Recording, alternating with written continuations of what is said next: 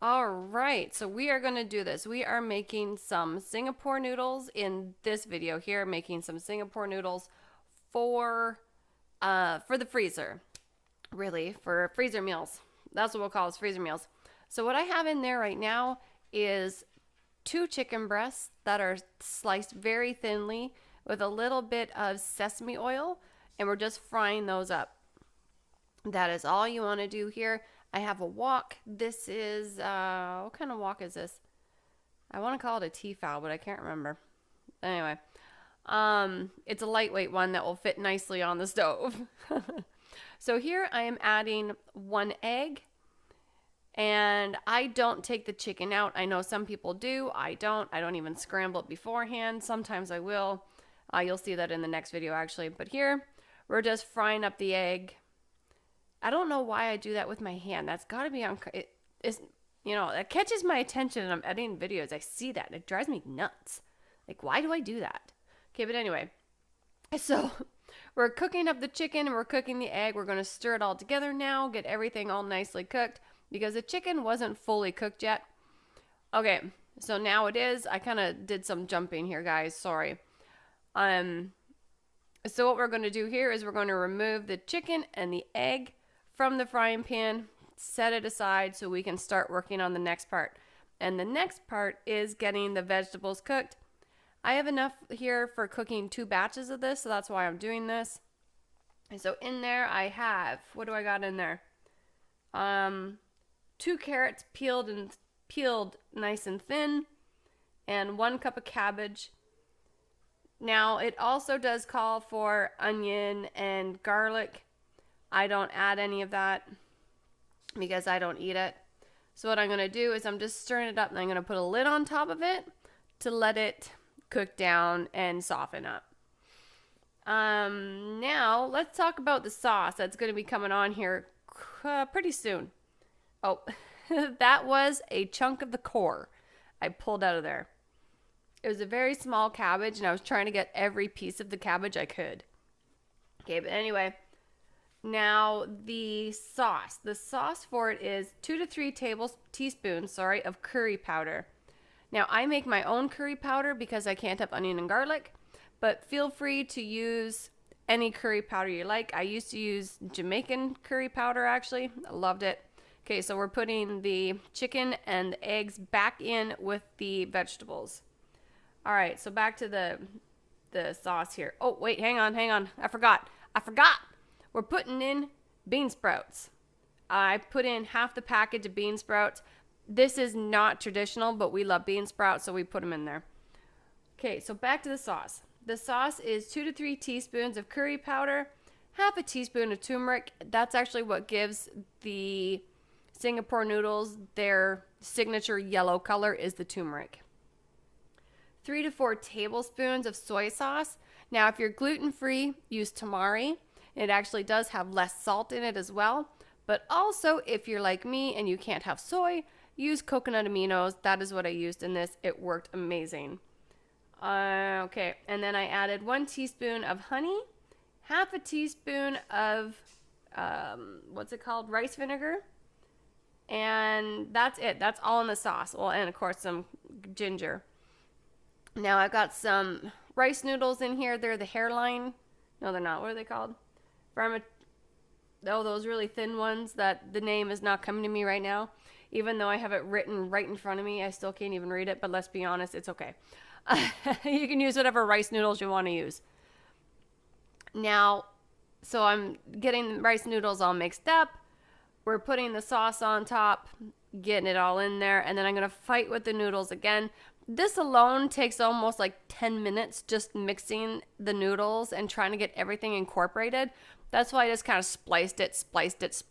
Because seriously, you guys do not want to see me fighting with this thing. Because my wall there was dirty by the time I was done.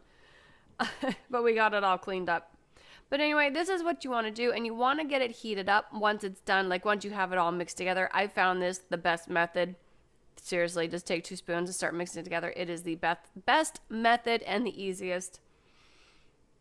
But anyway, you want to make sure that you keep the noodles warm and heated because It really does help the sauce incorporate it into the noodles and just makes the noodle dish so much nicer. It is so delicious. So delicious. Okay. Now I'm going to show you. I'm putting it into freezer containers. I think. Is that what I'm doing here? What am I doing? Yep, there's a freezer container. Yep. Checking to make sure the tongs are clean because I have children that do dishes, and let's get real, okay? Children stink at making sure dishes are clean. So I'm going to fill that up, and then I'm going to just jump over to the next one that we're making. And the next one we are making is chicken pad thai. We love chicken pad thai. Okay, so in here that is sesame oil. Let me just find the recipe for this one. Okay, so again, I've got 2 chicken breasts. Well, actually, that was closer to 2.5 chicken breasts in there. And again, we're going to stir it up, make sure everything's coated, get it all nicely cooked. And then, yes, but there's lots of stirring, and especially in woks, there's lots of stirring because everything wants to go to the bottom of the wok. That's why you're always seeing people stirring. And yes, I'm fully aware of the fact that I say a lot. Okay, please do not point it out to me. I'm fully aware of it. I talk to teenagers all day long. Okay, so in here I'm getting 3 eggs to the side. I actually do believe I scramble these ones. I do it off camera, but I do believe I scramble these ones. So with this one, it is 3 eggs, not 1 egg. There's 3 eggs in here and the same amount of chicken breast. You can actually, don't even need to put that much in. It just how much you want to do. So again, I do the exact same method.